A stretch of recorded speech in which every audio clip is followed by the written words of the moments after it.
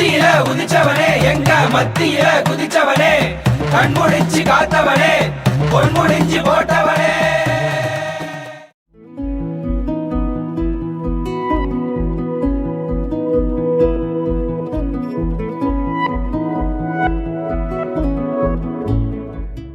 இப்போ வந்து எனக்கு ஆர்ட் ஆஃப் டச்சிங்கில் வந்துட்டு ஒரு சீன் வந்து ஒரு படத்துல இருந்து ரொம்ப பிடிச்ச மாதிரி இருக்கும். மெய்யழகன் படத்துலேயே அப்போ அவங்க வந்து ஒரு சீனில் சரி நான் பார்த்துட்டு வந்துடுறேன் போங்கன்னு சொல்லிட்டு போயிட்டு திரும்பி வரும்போது அவங்க ஷோல்டரில் வந்து ஒரு டச் பண்ணுற மாதிரி ஒரு சீன் வரும். அந்த டச்சிங்லேயே தெரிஞ்சிடும் இதுதான்டா அவங்களுடைய காதலை வந்து ஒரு காதலோட வெளிப்பாடு வந்து அந்த ஒரு காதலோட வெளிப்பாடே அழகாக காமிச்சிருப்பாங்க. இதுதான்டா ஒரு அந்த ஒரு டச்லேயே அந்த காதலை வந்து ஈஸியாக எக்ஸ்பிரஸ் பண்ணிட்டு போயிருப்பாங்க. அது வந்து சூப்பராக இருக்கும்.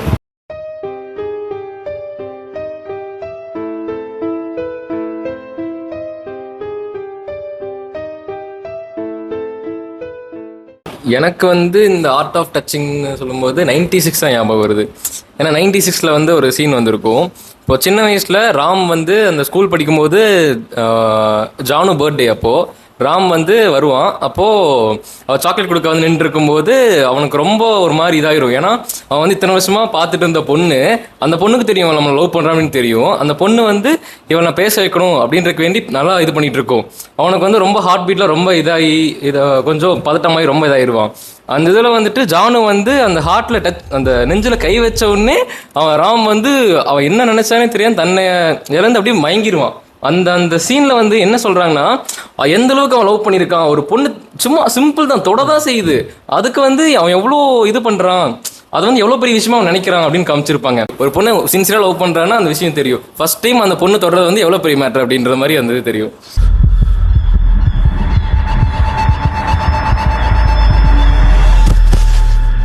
இந்த ஆர்ட் ஆஃப் டச்சிங் டாப்பிக்கில் வந்து எனக்கு ரொம்ப பிடிச்சதுன்னா ஜிவிஎம் படம் எல்லாத்துலேயுமே அந்த லவ் ஃபிலிம்ஸ் எல்லாத்துலேயுமே அவங்களோட ஹீரோ வந்து ஹீரோயினோட காலை தொடுவாங்க, ஃபீட் டச் பண்ணுறது. அது வந்து சூப்பராக சொல்லியிருந்துருவார். ஒரு பொண்ணோட ஃபீட்டை டச் பண்ணுறது வந்து எந்த தப்புமே கிடையாது. அந்த ஒட்டுமொத்த அந்த மேல் டாமினன்ஸுமே அந்த அவங்க பொண்ணோட அந்த அவங்களோட ஆளை தொடும்போது ஆளோட ஃபீட்டை தொடும்போது அது எப்படி சொல்கிறது எல்லாமே அந்த இடத்துல வந்து அடங்கிடும். உங்கள் பாதம் பட்ட இடத்துல நான் படுத்தே தூங்குவேன். உங்க பாதம் பட்ட இடத்துல நான் சாதம் போட்டு சாப்பிடுவேன். லப்பர் பந்து இருக்குல்ல, அதில் வந்துட்டு அவங்க 2 பேர் பிரிஞ்சிருவாங்க. தினேஷும் வந்துட்டு அவங்க ஒய்ஃபை பிரிஞ்சிருவாங்க. சண்டை போட்டோடனே அவங்க அம்மா வீட்டுக்கு போயிடுவாங்க. ரொம்ப மிஸ் பண்ணுற மாதிரிலாம் காமிச்சிருப்பாங்க. அப்போ வந்துட்டு அவன் ஒய்ஃபோட சாரியெல்லாம் ஒவ்வொன்றா எடுத்து யூஸ் பண்ணிருப்பான். ஒரு சாரியை வச்சா யூஸ் பண்ணியிருக்கலாம்ல அப்படின்னு சொல்லி ரிட்டன் வந்ததுக்கப்புறம் கேட்பாங்க. அப்போ அது எதுக்காகனா அவன் பார்த்தீங்கன்னா அவன் வந்து ரொம்ப மிஸ் பண்ணுறது அவன் ஸ்மெல் அப்படின்றத இதுக்காகும். ஒரு ட்ரெஸ் எடுத்துட்டிங்கன்னா அதில் மிஞ்சி போனால் ஒரு நாளோ 2 நாளோ ஸ்மெல் வரும். அதுக்கப்புறம் அவங்களோட ஸ்மெல் அதை ஒட்டி அந்த ஸ்மெல் போயிடும். அவங்க ஒய்ஃப் ஸ்மெல் வேணுன்றதுக்காகவே டெய்லியும் ஒவ்வொரு சாரி எடுத்து எல்லா துணியுமே யூஸ் பண்ணிருப்பான். அதை வந்து அவன் கேட்டுருவான், ஒன்று யூஸ் பண்ண முடியாது அப்படிம்பாங்க. அவன் அது வரைக்கும் அவன் அடக்கி பிடிச்சி நின்றுருப்பான், அழுகக்கூடாது அப்படின்னு. அவன் ரொம்ப பக்கத்தில் வந்தோடனே முடியாமல் அப்படியே போய் அழுது கட்டி பிடிச்சிருவான்.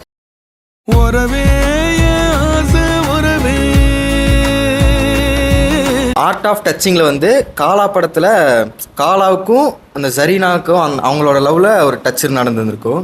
கடைசியாக அவங்க காலா போய் சொல்ல போகிற இதுக்கு மேலே என்ன மீட் பண்ண வேணாம், காலானும் கூப்பிடாத அப்படிங்கிற மாதிரி சொல்கிறக்கு போயிருக்கும் போது பேசிகிட்டு இருப்பாங்க. பேசிட்டு டக்குன்னு சிரிச்சுட்டு அப்படியே கேஷில் இப்படி கையை தொடுவாங்க. கையை தொடும்போது அவங்க கையில் பார்த்தீங்கன்னா ஜரீனா அப்படின்னு ஒன்றுமே பச்சை குத்தி வச்சுருந்து அழிக்காமல் வச்சுருந்துருப்பார். அது அவங்க அப்படியே டச் பண்ணும்போது அந்த லவ்வை கன்வே பண்ண முடியாமையும் அவங்களோட இன்சிடென்ட் எப்படி ஒரு பாஸ்ட் லைஃப்பில் நடந்தது ரொம்ப டீப்பாக காமிச்சிருந்துருப்பாங்க அந்த டச் மூலியமாகவே. அந்த பாட்டில் இன்னொரு லிரிக்ஸ் கூட அதை மேட்ச் பண்ணுற மாதிரி இருந்திருக்கும். ஊட்டாத தாயின் கணக்கின்ற பால் போல் என் காதல் கிடக்கின்றதே அப்படிங்கிற மாதிரி என்னோட லவ்வை இன்னுமே கொடுக்க முடியாமல் தான் இருக்குது எனக்குள்ள அப்படிங்கிற 2 பேருமே அந்த இடத்துல எக்ஸ்பிரஸ் பண்ணியிருந்தது. அது ரொம்ப அழகாக இருந்துச்சு. வேலையில்லா பட்டதாரி படத்தில் அந்த அம்மா சாங்கில் அது ரொம்ப சூப்பராக இருக்கும். அது எப்படின்னா அந்த அவங்க அம்மா இறந்துருப்பாங்க. இறந்ததுக்கப்புறம் அவன் ஃபீல் பண்ணிட்டு அவன் ஒரு 3 மாதம் கிட்ட அழுகாமே இருந்திருப்பான். அதுக்கப்புறம் அவங்க அப்பா வந்து பேசினதுக்கப்புறம் அவன் வந்து சரி ஓகே நார்மல் லைஃப்பில் லீட் பண்ணலாம் அப்படின்னு சொல்லிட்டு வந்ததுக்கப்புறம் அவன் கண் செக் பண்ணிட்டு அவன் அந்த கண்ணாடியை போட்டு அந்த வீட்டை விட்டு வேலைக்கு போகலாம், இன்டர்வியூ போகலான்னு சொல்லிட்டு வீட்டை விட்டு வெளியே வரும்போது அந்த ரேஸ் வந்து அவன் மேலே ஒரு கரெக்டாக அது வந்து அவங்க அம்மா வந்து அவன் அந்த ப்ரெசன்ஸ் இல்லை, அந்த அப்படியே ஆசீர்வாதம் பண்ணுற மாதிரி அது நல்லா இருக்கும். அப்படியே அங்கேருந்து அப்படியே ட்ராவல் ஆகி போகும்போது அவன் அப்படியே அந்த ஆஃபீஸ் போகும்போது அவன் அவன் பின்னாடியே அந்த ரேஸ் அப்படியே அவன் மேலேயே இதாகிட்டே வரும். அது நல்லா இருக்கும்.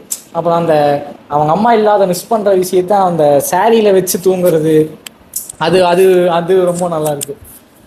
அப்ப அந்த சீன்ல அந்த கரெக்டா அந்த சூரிய ஒளி பண்ணும் ஒரு பிஜிஎம் மாதிரி வரும்.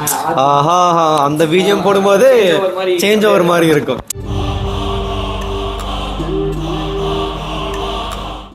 நான் இது வரைக்கும் என்னதான் பண்ணிட்டு இருந்தாலும் அப்புறம் என்ன சொன்னா அவனுக்கு அப்பதான் ஒரு ஹோப்பே வந்த மாதிரி இருக்கும்.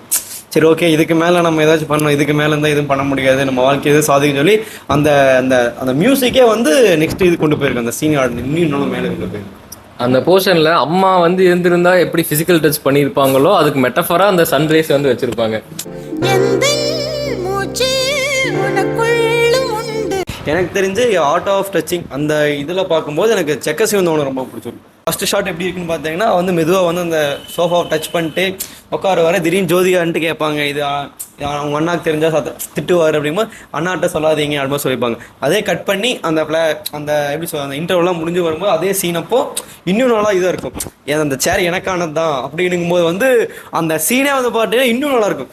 அந்த சீன் அந்த வந்து அந்த சாங் அந்த செக்க செவந்து போச்சு நெஞ்சு அந்த சாங்குக்கும் வந்து அப்படி உட்காந்து அந்த அந்த பொசிஷனில் உட்காரும்போது தான் இதுதான்டா இதுக்காக தான் ஒரு அது மாதிரி அந்த டச் சூப்பராக இருக்கும். அதை கட் பண்ணோம்னா அடுத்தது பார்த்தீங்கன்னா இருவரில் வந்து பார்த்தீங்கன்னா மோகன்லால் வந்து அந்த சேரை டச் பண்ணும்போது அதுவும் நல்லா இருக்கும். மணிரத்னம் வந்து பார்த்தீங்கன்னா அந்த இதை வந்து நல்லா யூஸ் பண்ணியிருப்பாரு. எனக்கு வந்து மௌனராகம் படத்தில் வந்து ரேவதி மேம் வந்து ஒரு டைலாக்னு சொல்லுவாங்க, நீ தொட்டது வந்து எனக்கு கம்பளி பூச்சி வர மாதிரி இருக்குன்னு சொல்லுவாங்க. அதே படத்தில் பார்க்கும்போது கடைசியில் வந்து அந்த கேரக்டர் அப்படியே மாறிடுவாங்க. அதாவது 2 பேரும் கல்யாணம் பண்ணிடுவாங்க. பட் இவங்க வந்து ரேவதி வந்து அவங்கள ஹஸ்பண்டை ஏற்றுக்க மாட்டாங்க. ஏன்னா அது வந்து அவங்களுக்கு வந்து பிடிச்சிருந்துருக்காது. அப்போ வந்து அவங்க சொல்லுவாங்க, நீ தொட்டுறது எனக்கு கம்பளி பூச்சி வர மாதிரி இருக்குன்னு சொல்லுவாங்க. நான் தொடுறது உனக்கு பிடிக்கலையா? பிடிக்கல, நீங்க தொட்டா கம்பளி பூச்சி ஊற மாதிரி இருக்கு. அங்கே கட் பண்ணி இப்போ கடைசியில் போக பார்க்கும்போது இவங்க வந்து சாப்பாடு ஊட்டி விட்டுட்டு இருப்பாங்க. ரேவதி மேம் வந்து ஹீரோக்கு சாப்பாடு ஊட்டிட்டு இருப்பாங்க. அப்போ வந்து ஒரு மாதிரி இது சாப்பிட்டு இருப்பாரு அவரு. அப்போ ஏன் நான் ஊட்டது நீ சாப்பிட மாட்டேன் அப்படின்னு கேட்கும்போது அவங்க சொல்லுவாங்க, இல்லை எனக்கு பிரச்சனை இல்லை, ஆனால் நான் தொட்டதான் அவனுக்கு கம்பளி பூச்சி வர மாதிரி இருக்குன்னு சொல்லு அப்படிம்பாங்க. நான் தொட்டா நீங்க ஒன்றும் கருகி போயிட மாட்டீங்க. எனக்கு ஒன்றும் ஆகாது, உனக்கு தான் கம்பளி பூச்சி வர மாதிரி இருக்கும். ஆனால் கடைசியில் வந்து அந்த படம் முடியும் போது வந்து அவங்க அக்செப்ட் பண்ணிப்பாங்க. இவங்க வந்து டிவோர்ஸ் கேட்பாங்க. அப்புறம் இவர் வந்து கொடுத்துருவாரு, ஓகே டிவோர்ஸ் கொடுத்துருவாங்க. அதுக்கப்புறம் கடைசியில் பார்க்கும்போது வந்து அவங்க வந்து எனக்கு டிவோர்ஸ் ஆனால் நான் வந்து உண்மையானமே நான் லவ் பண்ணுறேன் அப்படின்னு சொல்லி அந்த கேரக்டர் வந்து அப்படியே மாறிடும். நீ தொட்டா எனக்கு கம்பளி பூச்சி வர மாதிரி இருக்குன்னு சொல்கிற ஒரு கேரக்டர் வந்து கடைசியில் வந்து அவங்க வந்து ஹஸ்பண்டாக அக்செப்ட் பண்ணிப்பாங்க. அந்த கேரக்டர் அவருக்கு வந்து சூப்பராக இருக்கும். அது வந்து எப்படின்னா அந்த கடைசியில் அவங்க வந்து அப்படியே ஃபாலோ ஆயிடுவாங்க. அந்த கம்பளி பூச்சியிலேருந்து பட்டாம்பூச்சி மாற மாதிரி ஒரு இது இருக்கும். அது சூப்பராக இருக்கும். எனக்கு ரொம்ப பிடிச்சிருந்துச்சு அந்த இது. இதே ஃப்ளோவில் வந்துட்டு இந்த பண்ணையாரும் பத்மினி படம் இருக்கலாம் வந்து அதில் வந்துட்டு அந்த 2 ஏஜ் கப்புள்ஸ் அந்த கேரக்டர் வரும்ல, அந்த பண்ணையார் கேரக்டர் வந்து ஒரு கார் வந்து ஓன் பண்ணியிருப்பாங்க. இப்போது அந்த காரை வந்துட்டு யாருக்குமே அது கொடுக்கணுங்கிற ஒரு மனசு வந்து வராது. அதை வந்து நம்ம தப்புன்னு சொல்ல முடியாது. அவரோட காதல் அது அந்த கார் மேலே இருக்கிற காதலை வந்து அது எப்படி காமிச்சிருக்காங்கிறது மாதிரி அதில் சொல்லியிருப்பாங்க. அவங்க வீட்டில் கூட எல்லாரும் அந்த டிவி இருக்கும், டெலிஃபோன்லாம் இருக்குல்ல. அப்போ அந்த ஊரில் இருக்க பீப்புள்ஸ்லாம் வந்து அவங்க வீட்டில் வந்து எப்பவும் போல் அதை ஃபோன் பேசுறதுனா பேசுவாங்க, இப்போ டிவி பார்க்குறதுனா எல்லாருமே வந்து பார்ப்பாங்க. ஆனால் அந்த காரை மட்டும் யாருக்கும் கொடுக்கணுங்கிற அந்த இன்டென்ஸ்லேயே இருக்க மாட்டார். அந்த காரை வந்து நான் தான் பார்த்துக்கணும், அது என்னோட காரு. ஆக்சுவலாக அது செல்ஃபிஷாக எடுத்துக்கிட்டாலும் ஆனால் அவர் அந்த கார் மேலே வச்சிருக்கிற காதல் வந்து எவ்வளோ வேல்யூ படுதுன்னு அந்த இடத்துல நமக்கு தெரிய வரும். அதுக்கு ஒரே ஒரு ஆள் அந்த நம்பரை ஒரே ஆள் அந்த விஜய் சேதுபதி கரெக்ட் மட்டும்தான் அதை பெருசாக நம்புவாங்க. இவர் வந்து அவரை மட்டும்தான் ஓட்டவே விடுவான். இப்போ வந்து அந்த காரை பார்த்துக்கிற விதம், இப்போ அந்த லவ்ங்கிறது வந்துட்டு ஒரு பொண்ணு மேலே தான் வரணும், ஒரு பையன் மேலே தான் வரணும் அப்படிங்கிறது இல்லாமல் எனக்கு அதை நான் ஓன் பண்ணியிருக்கேன்.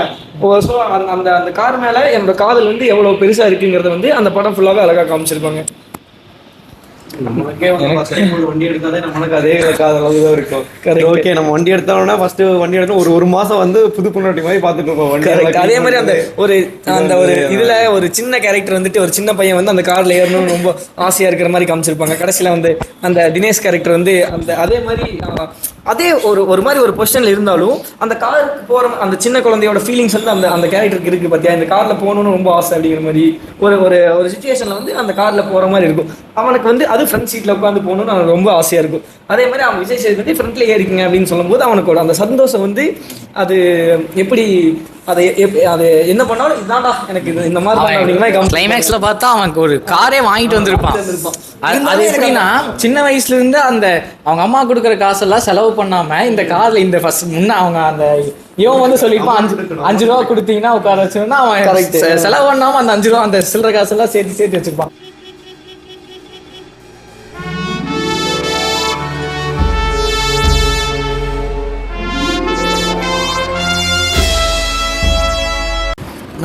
எனக்கு பார்த்தீங்கன்னா படத்தில் நடந்த மாதிரி இன்சிடென்ட் இல்லை, வந்து ஒரு ரியல் லைஃப் இன்சிடென்ட். அப்படின்னா ஒருக்கா வந்துட்டு ஒரு 1 மந்த் முன்னாடி வந்துட்டு எங்கள் அம்மா வந்துட்டு துணி எடுக்க கூப்பிட்டு போகிறக்காக வெயிட் பண்ணிருந்தோம். இப்போ வந்துட்டு வெளியே நின்றுட்டு இருக்கும்போது எங்கள் அம்மா வந்துட்டு பைக்கில் ஏறிக்கு வந்தாங்க. ஏறிக்கு வந்தோடனே வண்டியெலாம் ஸ்டார்ட் பண்ணிட்டேன், ரெடியாக இருக்கும் கிளம்புறதுக்கு.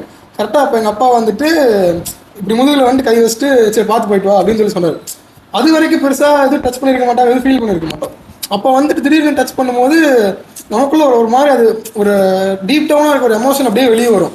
அது எப்படின்னா நம்ம மேலே நம்பிக்கை இல்லாமல் இல்லை, ஆனால் அது எப்படின்னா எங்கள் அம்மாவை எந்த அளவுக்கு அவங்க லவ் பண்ணுறாங்க, கேர் பண்ணுறாங்க, அந்த பயம் அவங்களுக்கு மிஸ் பண்ணிடக்கூடாது, எதுவும் ஆயிடக்கூடாதுன்ற பயம் வந்துட்டு அந்த பெரிய ஒரு ஸ்டேட்டில் இருப்பாங்க. ஃபேமிலிங்கும் போது அப்பா பார்த்துக்கிறாங்கன்னா அவங்களுக்குள்ள இருக்கிற எமோஷன் எந்த அளவுக்கு வெளியே வருதுன்ற அவங்க சின்ன இந்த ஷோல்டர் டேப்லேயே தெரிஞ்சிடும். வந்துட்டு சரி பார்த்து போயிட்டு வா அப்படின்னு சொல்லுவாங்க. எதுவுமே பேசல, அது மட்டும் தான் சொல்லியிருப்பாங்க. ஆனால் அதுல வந்து அந்த ஒரு 2 கிலோமீட்டர் எதுவுமே பேசல. எங்கள் அம்மா வந்துட்டு உட்காந்து சொல்றேன், கவனிக்கவே இல்லை. நான் அப்படியே பொறுமையா வண்டி போயிட்டே இருக்கு, எனக்கு அந்த தோணிட்டே இருக்கு. என்னடா திடீர்னு சொல்லியிருக்காங்க, இப்ப என்ன சொல்லாங்க, எதுவுமே சொன்னதில்லை. திடீர்னு எதுவுமே சொல்லாம இன்னைக்கு வந்து இப்படி சொல்லுவாங்க. அது எப்படின்னா நம்மளும் ஒரு ஆள் ஆயிட்டோம் அப்படின்ற மாதிரி ஒரு தைரியம். ஆனா அது என்னதான் பெருசா ஃபன்னியா போனாலும் அந்த பொறுப்பு வந்து நம்ம கிட்ட பசங்க கிட்ட கொடுக்கறதுங்கிறது அவர் எவ்வளவு யோசிச்சிருப்பாரு. நம்ம அதை கரெக்டா நம்ம ஹேண்டில் பண்ணுவோமா, நம்ம எப்படி நம்ம கொண்டு போவோங்கிறது வந்து அது நம்மளால அது கரெக்டா பண்ணியாகணும். ஏன்னா நம்ம ஃபேமிலி அடுத்து நம்ம அப்பாவுக்கு அப்புறம் அடுத்து நம்ம தான் பண்ண போறோங்கிறது. அது நம்ம என்னதான் நம்ம ஜாலியா பேசினாலும் அது வந்து ஒரு கடமை, அது நல்லா பண்ணிதான் நம்மளா ஒரு ரெஸ்பான்சிபிலிட்டி எடுக்கும் போது தெரியாது. நம்ம கையில ஒண்ணு கொடுத்துட்டாங்கன்னா என் பேரண்ட்ஸ் அப்பாவோ அம்மாவோ வந்துட்டு இது பண்ணிடுவேன்னு தெரியும் பண்ணிடு அப்படின்னு சொல்லிட்டாங்கன்னா அது இன்னுமே நமக்கு வந்துட்டு பண்ணணும் எப்படியாச்சும் கரெக்டாக பண்ணிடணும் அப்படின்னு இருக்கும். இப்போ நம்மளாம் ஒரு விஷயம் எடுத்து ஏதாச்சும் ஃபேமிலிக்காக பண்ணணும் போது அந்தளவுக்கு ஃபீல் ஆகாது. அவங்க சொல்லும் போது ரொம்ப ஃபீல் ஆகி பண்ணுற மாதிரி இருக்கும். நம்ம அது ரொம்ப வித்தியாசமா இருக்கும். நல்லா இருக்கும். அது ஃபர்ஸ்ட் டைம் அந்த 15-20 வருஷத்துல வர டைம் போது நல்லா இருக்கும். அது என்னதான் உங்க அப்பா வந்து ஒரு தெரிஞ்சிருக்கும், சரி என் பையன் கரெக்டா ஓட்டிட்டு வந்துடுவான்ல தெரிஞ்சிருக்கும், இருந்தாலும் ஒரு பயம் தான். நீ கரெக்டா போயிட்டு வந்துடுறான், அது வந்து நீ வண்டியில போய் ஏத்திட்டு போங்கிறத விட என் ஃபேமிலி நீ தான்டா இருக்கு, நீ நல்லா பாத்துக்கடா அப்படிங்கிற மாதிரி அது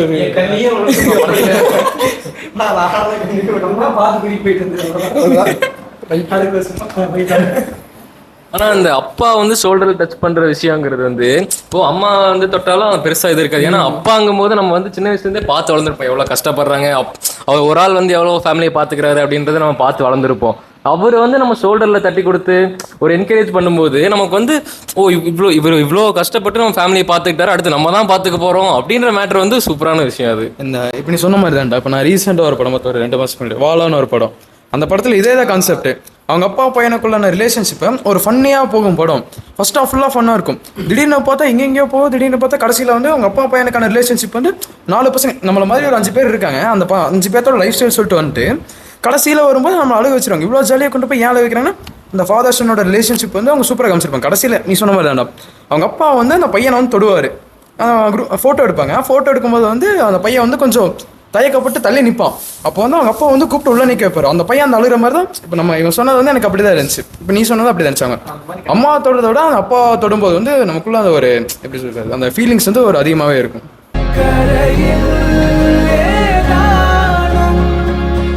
இன்னொன்று வந்து அந்த வசூல் ராஜா MBBSல வந்து யாராச்சும் கஷ்டப்பட்டாலும் ஒரு போய் கட்டிப்பிடி வைத்தியம் அப்படின்றது அது ஒரு ஹீலிங் இதா காமிச்சிருந்திருப்பாங்க. போது ஒருத்தனை போய் சோகமா இருக்கும்போது கட்டி பிடிச்சாலே போதும் அவனோட முக்காவாசியே குறைஞ்சிரும், கிடைக்க மாட்டேங்கிறாங்க அப்படிங்கும்போது அது இன்னும் அழகா ஒரு இதே பேசலாம். சீரியஸா ஆர்ட் ஆஃப் ஹக்னு ஒரு இது ஆரம்பிச்சது. எவ்வளவு தெரியுமா அதுல நிறைய இந்த கட்டி பிடிக்கிற சீட்டும் போது இந்த படம் இருக்குல்ல கோமாளி படம், கோமாளி படத்துலயோ கோமாளி படத்துல நினைக்கிறேன் இது பிரச்சனை நான் இருக்கேன்னு சொல்ற வார்த்தையும் நீ நல்லா இருக்கு. நான் கூட இருக்கேன் எனக்கு ஒரு பிரச்சனை மதனு கூட இருக்கானா அவன் வந்து தீத்து வைக்கிறான் வைக்கல செகண்ட் நான் கூட நான் இருக்கேன்னு சொல்லும் போது நம்மளுக்கு ஒரு பாத்துக்கலாம் அப்படி அந்த ட்ரஸ்ட் வாட்ச் இருக்கும்போது நம்மளுக்கு அது ஹீல் ஆயிடும். மாவீரன் படம் ராம் சரண் நடிச்ச படத்துல மாவீரன் அது சூப்பர் அதே மாதிரி டச் பண்ற ஒவ்வொரு சீனுமே வந்து நல்லா இருக்கும். அந்த எனக்கு சின்ன வயசுல பார்க்கும்போது நமக்கு பெருசா தெரியல. அந்த சின்ன சின்ன டச் வச்சுட்டு இருப்பாங்க. கடைசியா அந்த ஃபிளாஷ்பேக் சொல்லும்போது அந்த கீழே விழுகும்போது கையை பிடிச்சிட்டே அது பிரம்மாண்டமா அங்க ஒரு பாட்டு எனக்கு கரெக்டா மறந்துருச்சு. அந்த ஒரு லிரிக் ஒன்று வரும் தெரியுமா, உன்னை சேர்ந்திடவே அப்படின்றது பிரிந்தேன் அப்படின்னு போவாங்க. சேர்றதுக்காக தான் நான் உயிரை விட்டேன் அப்படின்ற மாதிரி. அது படம்னா லவ் பண்ணா அப்படிதான் சின்ன வயசுல அதை பார்த்துட்டு எப்படிடா அப்படின்ற மாதிரி. இப்பெல்லாம் என்னடா எடுக்கிறீங்க, இப்பெல்லாம் பாகுபலி அது எடுக்கிறீங்க. பாகுபலி என்னடா படம், அந்த அந்த ஒரு பாலத்துல நின்றுட்டு 100 பேர்த்த நீ ஜெயிச்சுட்டு வந்தீங்கன்னா நீ வீரன்டா அப்படின்னு சொல்லி வில்லன் சொல்லிடுவான். இவன் போய் அப்படியே அப்படி பறக்கும் அந்த சீன்லாம். உன்னை சேர்ந்திடவே மீண்டும் பிறந்தேனம்மா. நம்ம இந்த ஆர்ட் ஆஃப் டச்னு பேசும்போது நம்ம டச் பண்ற போது ஒரு அந்த ஒரு எமோஷன் கிடைக்கிறதுல நமக்கு. இப்போ நம்ம டச் பண்றதுக்கு ட்ரை பண்ணுவோம் பாத்தியா, இப்போ நீ அது நான் புரியுதுல நான் இப்படி நம்ம அந்த மொமெண்ட். இப்போ வந்து இப்போ எனக்கு டச் பண்ணணும்னு ஆசை, என்னோட இன்டென்ஷன் வந்து எனக்கு இப்போ உன்னோட கையை பிடிக்கணும். இப்போ நான் கையை பிடிச்சதுக்கப்புறம் எனக்கு ஒரு ஃபீலிங்ஸ் கிடைக்குது. இப்போ கையை பிடிக்க முன்னாடி நான் ட்ரை பண்றேன் பாத்தியா, அதோட வெளிப்பாடு அதுதான். இல்லை அது அது வந்து எப்படின்னா அது ஒரு அழகா இருக்கக்கூடாது. அந்த அந்த மொமெண்ட் வந்துட்டு நமக்கு வந்துட்டு இப்போ எனக்கு டச் பண்ணி அந்த ஃபீல் அது கிடைக்கிறத விட எனக்கு அதை ட்ரை பண்ணும்போது எனக்கு ஒரு அந்த அந்த எமோஷன்ஸ் வந்து அது சூப்பராக இருக்கு. எனக்கு ஆக்சுவலாக நான் அதை எக்ஸ்பீரியன்ஸ் பண்ணியிருக்கேன், அதனால சொல்றேன். அவனுக்கு ஒரு பயமா இருக்கும், தொடுவோமா வேணாமா. அந்த தொட்டா கூட அந்த பொண்ணு எதுவும் சொல்லாது, எப்படின்னா நம்ம லவ் தான் பொண்ணு. ஆனால் நம்மளுக்கு ஒரு பயம், சரி தொட்டுமோ ஏதோ ஒன்று சொல்லிடுமோ, ஏதோ ஒன்று தடுக்குதோ, ஏதோ ஒன்று கொடுக்குதோ. அப்போ என்ன மனசுல இருந்தோம்னா இந்த பொண்ணு தொடாதா, நம்ம தொடுறி நம்மளுக்குள்ளே தோணும், தொட்டு நீயாஸ் தொடு நீயாஸ் தொடு நினைக்கும் போது டப்புனு ஒரு கையை பிடிச்சி அந்த அயன்ல டெலிவரி சொல்ல பையன் முடிச்சிட்டான், பயப்பிடிச்சிட்டான். எல்லாம் டெக்னாலஜி. அப்புறம் 7G ரெயின்போ காலனிலையும் ஒரு டச் இருக்கும். எங்கன்னா படத்தோட கிளைமேக்ஸில் வந்து அனிதாவோட அம்மா வந்து கதிரை வந்து தொட்டுட்டு போவாங்க, அந்த ஆசீர்வதிச்சுட்டு போகிற மாதிரி ஒரு சீன் இருக்கும். இப்போ அனிதாவோட வீட்டில் வந்து கதிரை தான் கொஞ்சம் தப்பானவன், நம்ம பொண்ணு வந்து இந்த தப்பெல்லாம் பண்ணியிருக்க மாட்டான்னு சொல்லி அவங்க வீட்டில் வந்து அனிதா மேலே ஒரு நம்பிக்கை வச்சுருப்பாங்க. சேம் அதே அந்த கிளைமேக்ஸில் பார்க்கும்போது அனிதா வந்து அப்படி கிடையாது, அனிதாவும் லவ் பண்ணுவான், கதிர் 2 பேருமே தான் லவ் பண்ணுவாங்க, 2 பேருமே இந்த ரிலேஷன்ஷிப்பில் இருப்பாங்க. பட் அனிதா ஃபேமிலியில் வந்து அப்படி நம்பிட்டு இருப்பாங்க, அனிதா மேலே வந்து இந்த இப்படி பண்ணியிருக்க மாட்டான்னு சொல்லி நம்பிட்டு இருப்பாங்க. அதை வந்து கதிருக்கு வந்து கடைசியில் வந்து அண்டர்ஸ்டாண்ட் பண்ணிப்பான். அதாவது இவங்க ஃபேமிலியில் வந்து அனிதா வந்து இவ்வளோ நம்புறாங்க, அந்த நம்பிக்கையை வந்து நம்ம வீணடிச்சிடக்கூடாது, அந்த நம்பிக்கையை வந்து நம்ம மாற்றிருக்கூடாதுன்னு சொல்லிட்டு அனிதாவோட அப்பா வந்து சொல்லிட்டு இருப்பாங்க, இதுக்கு எல்லாத்துக்குமே காரணம் நீ தானே. கடைசியில் வந்து கதிர் வந்து அக்செப்ட் பண்ணிப்பான், ஆமாம் அனிதா வந்து என்னை விரும்பலை, நான் தான் அவளை வந்து ஃபோர்ஸ் பண்ணி இப்படி பண்ணிட்டேன், அனிதா வந்து என்னை விரும்ப கிடையாது, நான் தான் இதில் தப்பு பண்ணிட்டேன் அப்படின்னு சொல்லுவான். அதை வந்து கதிரோட அனிதாவோட அம்மா வந்து கரெக்டாக புரிஞ்சுப்பாங்க, நம்ம பொண்ணும் இவளுக்கு நம்ம பொண்ணுக்கும் இவ்வளோ பிடிச்சிருந்துருக்கு, ஆனால் இவன் வந்து நம்ம பொண்ணை வந்து காப்பாற்ற பார்க்குற அந்த இடத்துல நம்ம எல்லாத்துக்குமே அவளை வந்து நல்லவனா காமிக்கிற ஒரு எப்படின்னா அந்த அனிதா வந்து அவன் எங்கே வச்சிருந்திருக்கான் அப்படிங்கிறது வந்து அவன் சொல்கிற அந்த பொய்யில தான், அந்த பொய் கூட ஒரு அழகாக மாறினது வந்து அந்த சீனில் இருக்கும். அவன் கடைசியில் வந்து அனிதாவோட அம்மாவுக்கு வந்து தெரிஞ்சிடும், ஓகே அவன் வந்து பொய் தான் சொல்கிறான் அப்படின்னு தெரிஞ்சுட்டு அவங்க வந்து அந்த இடத்த விட்டு கிளம்பும் போது அப்படி தொடுவாங்க. அந்த தொடும்போது பார்க்கும்போது அவ்வளோ இது இருக்கும், அந்த அந்த தொடுறது வந்து ஆசீர்வாதம் பண்ணிட்டு போவாங்க.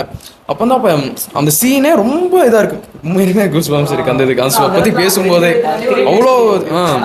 திரும்பி கூட பார்க்க மாட்டாங்க, அப்படியே திரும்பி கூட பார்க்க மாட்டாங்க, அப்படியே தொட்டுட்டு அப்படியே போயிடுவாங்க. அந்த இடத்துல செல்வராகவன் ரைட்டிங்கே சூப்பராக இருந்திருக்குது. ஏன்னா இப்போ அங்கே அந்த சீன் வைக்கணும்னு அவசியமே இல்லை, ஏன்னா அதுவே பெரிய விஷயம். அந்த கதிர் வந்து அக்செப்ட் பண்ணிட்டு போய் சொல்லிட்டு போறான்றதே பெரிய விஷயம். அந்த இடத்துல வந்து அவங்க அம்மா வந்து டச் பண்ற மாதிரி ஒரு சீன் வச்சனால அது ரொம்ப டீப்பா நம்மளை ஃபீல் பண்ண வைக்குது. ஏன்னா அவங்க அம்மா வந்து டச் பண்றதுங்கிறது சரி போடா அப்படின்ற மாதிரி, என்ன பொண்ணு இறந்துட்டா இருந்தாலும் நீங்க இது போய் ஒரு பொய் சொல்லியாச்சு. அவங்க அப்பா வந்து ரொம்ப சென்சிட்டிவான ஒரு ஆள், இந்த மாதிரி விஷயம் தெரிஞ்சா இது பண்றாரு.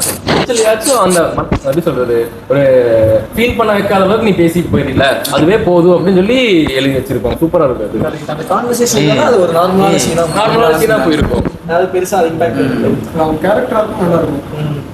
இதே மாதிரி அந்த செல்வராகவன் இதில் தானே சொல்லணும் இந்த 7G. அதே மாதிரி பார்த்தீங்கன்னா அந்த இது இருக்கு, இந்த படம் இருக்கலாம் மயக்கம் என்ன. மயக்கம் என்னெல்லாம் பார்த்தீங்கன்னா இன்டர்வல் சீன் இருக்குது தெரியுமா, அந்த சீனில் எப்படின்னா வந்து தனுஷ்க்கு வந்து அந்த ஹீரோயின் மேலே வந்து ஒரு லவ் இது இருக்கும், இவங்களுக்கு அவங்க மேலே இருக்கும். ஆனால் 2 பேரும் இவங்க வந்து வேறு லவ் பண்ணிகிட்டு இருப்பாங்க. அந்த சீன் வந்து அது எப்படி சொல்லுறதுன்னா அவங்க 2 பேருமே வந்து கிஸ் பண்ணணும். அந்த சீன் கிஸ் பண்ணும்போது பார்த்தீங்கன்னா அவருக்கு எப்படி கிஸ் பண்ணுறதுன்னு திணறிட்டு இருப்பாங்க. 2 பேரும் திணறும் போது அந்த பிஜிஎம் வரும்போது கரெக்டாக கிஸ் பண்ணுற நேரத்தில் ஒரு ஃபோன் கால் வரும். அந்த சீனில் வந்து பார்த்தீங்கன்னா நம்ம அந்த கிஸ் கொடுத்துருந்தாங்க கூட அந்த அளவுக்கு நம்மளுக்கு அந்த இது கன்வே ஆகிருக்காது. அந்த கிஸ் கொடுக்க போகிற டைமில் பார்த்து திடீர்னு ஒரு கால் வரும்போது நம்மளுக்கே நீ அவன் இதாகும்போது நம்மளுக்கு எப்படி அதை நம்மளால ஏற்றுக்க முடியாத கிஸ் பண்ணியிருக்கலாமே, அந்த மாதிரி ஒரு டச் இல்லாமே வந்து ஒரு டச்சை கொடுத்த மாதிரி அந்த சீன் நல்லா இருந்தது. நான் இதே மாதிரி அந்த லிங்கா படத்துலேயும் கிஷோர் முன்னாடி சொன்னேன், லிங்கா படத்துலையோ நான் ஃபஸ்ட்டு நீ லிங்கான்னு எனக்கு பெருசாக தோணும். அப்புறம் தான் யோசிச்சு பார்த்தது அந்த ஊருக்காக வந்து அவர் ராஜாவாக இருந்து அந்த பாலத்தை கட்டிட்டு திடீர்னு வந்து இல்லை பாலம் வந்து நாங்கள் தான் கட்டணும், அப்போ தான் வந்து நாங்கள் பாலத்தை வந்து நாங்கள் ஓப்பன் பண்ணணும் அப்படிங்கிற பட்சத்தில் அவர் ஒட்டுமொத்த எல்லாத்தையும் ராஜா பதவி விட்டுருவார், இந்த பாலை கட்டி விட்டு விட்டுருவார், எல்லாமே மறைஞ்சிடும். மக்களுக்கு யாருக்குமே தெரியாது. இல்லை ராஜா வந்து நம்மளை ஏமாத்திட்டா நினைச்சிட்டு இருக்காங்க. அந்த சீன்ல வந்து அவருக்கு மட்டும்தான் தெரியும் நான் எவ்வளவு உங்களுக்காக பண்ணிட்டு போயிருக்கோம். அந்த தொட்டுட்டு அந்த பாலத்தை தொட்டு போற சீனே வந்து அந்த மியூசிக் நல்லா இருக்கும். தொட்டாலும் அந்த மலையில வரும்போது அந்த லிரிக் நல்லா இருக்கும்.